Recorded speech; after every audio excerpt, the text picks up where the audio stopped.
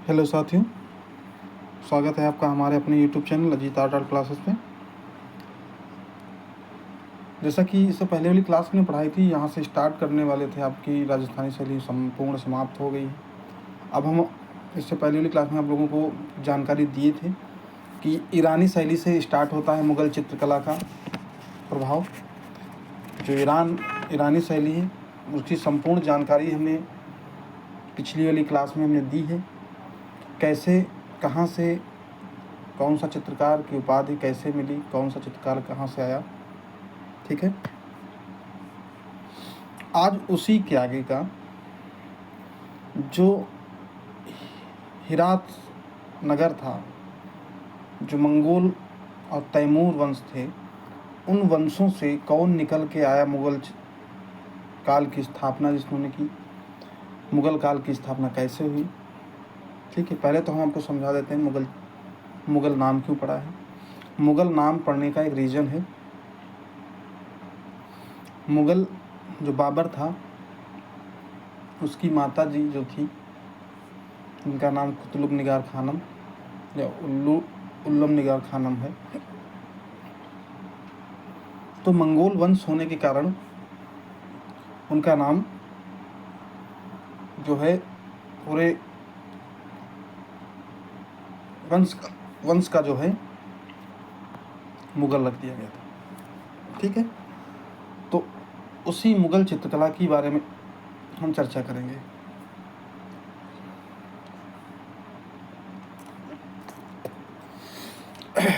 तो आज हम बात करने जा रहे हैं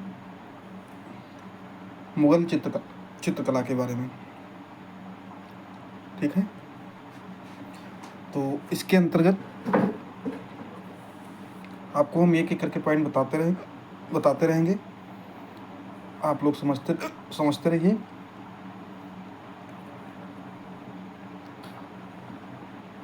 तो आइए देखते हैं मुग़ल चित्रकला क्या है इसमें। तो ऊपर लिखा है स्क्रीन पे मुग़ल चित्रकला, आगे ब्रैकेट में लिखा है दरबारी चित्रकला, यानी दरबारी कला। ठीक है, समय इसका जो है 16वीं से 19वीं सदी माना जाता है लगभग में। और वैसे तो समय इसका 1550 से 1857 ईस्वी तक रहा है, क्योंकि 1857 में मुग़ल काल पूर्णतः समाप्त हो जाता है।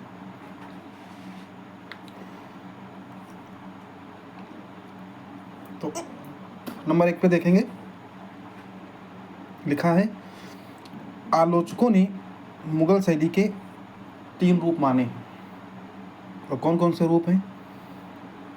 पहला रूप है दरबारी, दूसरा रूप है लोकप्रिय, और तीसरा रूप आपका है बाजारू। कहने का मतलब ये है जो भी आलोचक वहाँ के हुए, उन्होंने इस काल की कला को 3 रूप में बांट दिए। एक तो दरबारी, दूसरा लोकप्रिय और तीसरा बाजारू। क्योंकि यहाँ के जो चित्र थे वो दरबार के ज़्यादा बनाए गए, इसलिए दरबारी नाम हो गया। लोकप्रिय लोगों के बीच में ज़्यादा ये चित्र चर्चित रहे। बाजारू ये होता है कि कहीं ना कहीं चित्र को उसकी प्रदर्शनी लगाई, उसको दिखाया गया, उसको एक दूसरी जगह आयात निर्यात किया गया। ठीक है, तो ये तो आलोचकों ने मुग़ल शैली के रूप 3 माने हैं। अब बात करते हैं यहाँ पे जो शासक हुआ, जो मुग़ल काल का प्रथम शासक,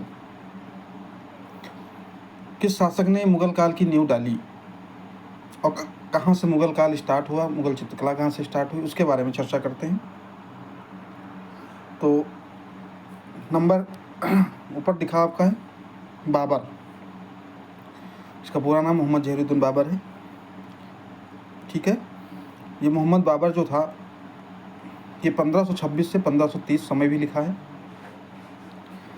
ठीक है, 1526 से 1530 ईस्वी तक जो है इन्होंने शासनकाल किया है। अब इसके बारे में हम चर्चा कर लेते हैं कैसे क्या हुआ है। तो नीचे लिखा है जन्म। तो जन्म जो हुआ है इसका 14 फरवरी 1483 ईस्वी में फरगना घाटी के अंदीजन नामक शहर, ठीक है, जो वर्तमान में इसको उज्बेकिस्तान के रूप में भी जाना जाता है। ठीक है, तो 14 फरवरी 1483 ईस्वी में फरगना घाटी के अंदीजन नामक शहर में यह वर्तमान उज्बेकिस्तान में हुआ था। माता का नाम कुतलुक निगार खानम या उल्लम निगार खानम या मही, जो मंगोल वंश की थी। अभी हमने इससे चर्चा की थी कि इन्हीं के वंश के नाम पे इस वंश का नाम भी मुगल संशोधन करके मुगल काल रख दिया गया। ठीक है, क्योंकि ये मंगोल वंश की थी इसलिए इस काल का नाम ही मुगल पड़ गया। पिता का नाम उमर शेख मिर्ज़ा था जो तैमूर वंश के थे। ठीक है, तो ये बाबर का जन्म और माता जी का नाम और पिताजी का नाम हो गया। अब आगे हम बात करते हैं नंबर 1 पे लिखा है, इसके बारे में जान लेते हैं क्या क्या किया इसने। तो 11 वर्ष की अवस्था में फरगना की गद्दी पर बैठा है बाबर। ठीक है, दूसरा पॉइंट इसमें है बाबर का पूरा नाम जहीरुद्दीन मोहम्मद बाबर था, अभी हमने बताया भी, नोट करते रहिएगा आप लोग। तीसरा पॉइंट है बाबर को उसकी उदारता के लिए कलंदर की उपाधि दी। ठीक है, चौथा पॉइंट है इसमें बाबर ने अपनी आत्मकथा तुजुक ए बाबरी को तुर्की भाषा में लिखा है। अब ये जो तुजुक ए बाबरी आत्मकथा है, इसमें अपनी पूरी आत्मकथा की चर्चा की है जो तुर्की भाषा में लिखा था। पांचवा पॉइंट है बाबर के दरबार में बेहजाद, जिसकी हम चर्चा पहले भी कर चुके हैं, ईरानी शैली में जो था चित्रकार, शाह मुजफ्फर नामक 2 चित्रकार थे, क्योंकि अपने साथ ये लेकर के आया था। ठीक है, जो इसके दरबार में कार्य किए हैं। तो बाबर के दरबार में बेहजाद तथा शाह मुजफ्फर नामक 2 चित्रकार थे। नंबर 6 पॉइंट लिखा गया है समरकंद की मस्जिद उज्बेकिस्तान का वर्णन तुजुक के बाबरी में मिलता है। जो इस समरकंद की मस्जिद है उसका जो वर्णन है वो तुजुक के बाबरी में जो अपनी आत्मकथा लिखी उसमें इसका वर्णन मिलता है। 7वां पॉइंट देखते हैं, बाबर अपने साथ शाहनामा, जिसको हम दूसरी भाषा में कह सकते हैं ईरानी शैली, लाया था। जो ईरानी शैली जो पहले इसकी चलती थी वो शाहनामा अपने साथ लेकर के आया था। 8वां पॉइंट है शाहनामा वर्तमान में Asiatic society great Britain in Ireland में सुरक्षित है। जो ये अब बाबर जो अपने साथ शाहनामा लाया था, ठीक, जो प्रति लाया था वहाँ से, वो इस समय Asiatic society great Britain in Ireland में सुरक्षित रखी हुई है। अगला पॉइंट हम देखते हैं, 9 नंबर का पॉइंट है।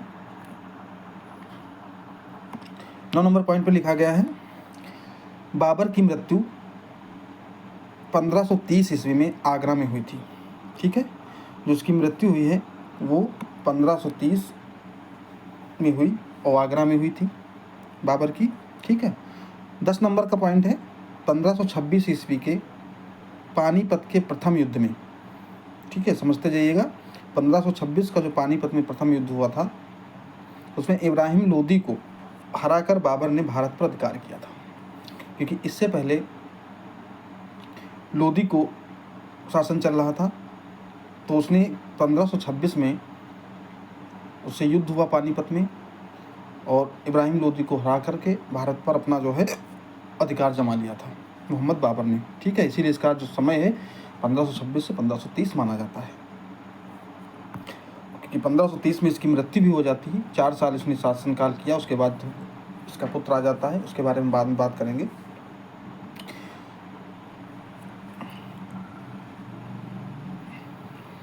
इब्राहिम लोदी को हराकर बाबर ने भारत पर अधिकार किया।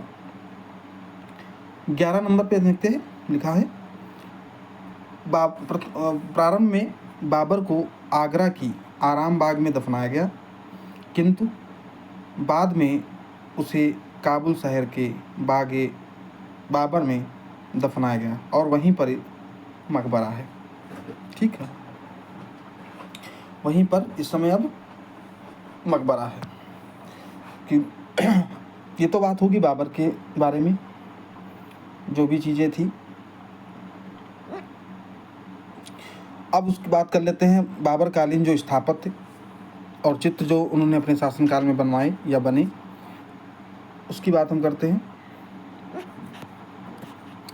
तो आइए हम देखते हैं बाबर कालीन जो स्थापत्य व चित्र है उसके बारे में क्या क्या है। तो नंबर 1 पे हेडिंग पड़ी हुई है आपकी बाबर कालीन स्थापत्य व चित्र। तो इसमें नंबर 1 पे लिखा है काबुली बाग मस्जिद। ठीक है, बाबर ने बनवाया 1527 ईस्वी में। ठीक है, और ये पानीपत में बनी हुई है, जहाँ पर लोदी को हरा करके भारत पर अधिकार जमाया था, जहाँ पर उसने युद्ध में भारत को जीता। ये भारत को ऐसे कह सकते हैं भारत पे अधिकार कर लिया था। उस समय जो है पहला जो उसने युद्ध किया था वो पानीपत में किया था। वहीं जो है काबुली बाग मस्जिद का निर्माण भी कराया था बाबर ने। दूसरी जो है मस्जिद संभल की मस्जिद, ये रोहेलखंड में है, 1528 में इसका निर्माण कराया। ठीक है, तो ये 2 मस्जिदों का निर्माण जो है बाबर के समय अपने खुद उसने करवाया। अगली हम देखते हैं, तीसरा पॉइंट है। तीसरा पॉइंट इसमें लिखा गया है बाबर के आदेश पर 1528 से 29 में, ठीक है, 1528 या 29 में के बीच में जो भी है समय, 28 से 29 के बीच का जो समय है, उसने क्या किया था कि अयोध्या के रामकोट पहाड़ी पर स्थित राम मंदिर को ध्वस्त कर उसके स्थान पर बाबरी मस्जिद बनवाई। और मिस्त्री उस समय का जो था उसका नाम था मीर बाकी। उसने जो है अयोध्या में उस मस्जिद को बनाया था 1528 या 29 में। किसके कहने पे? सिर्फ बाबर के कहने पे।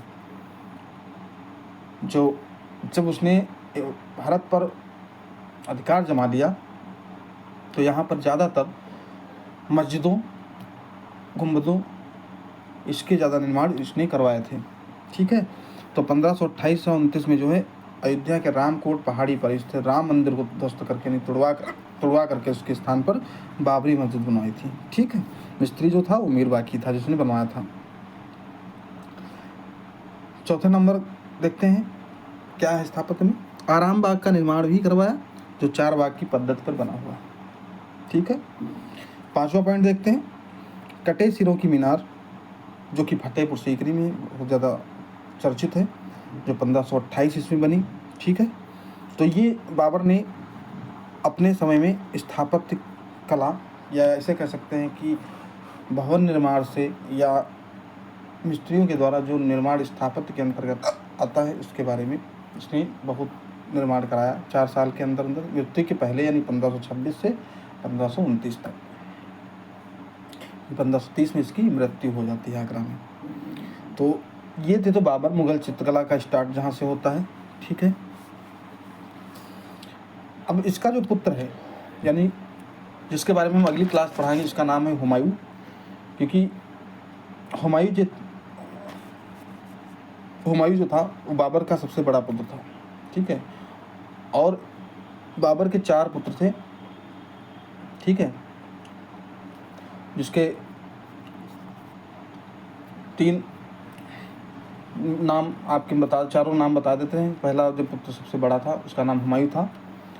अगला जो नाम था उसका कमरान और अस्करी हिंदाल। लेकिन हुमायूं का जो है शासनकाल चित्रकला के लिए चर्चित है, तो उसके बारे में हम अगली क्लास में आप लोग चर्चा करेंगे।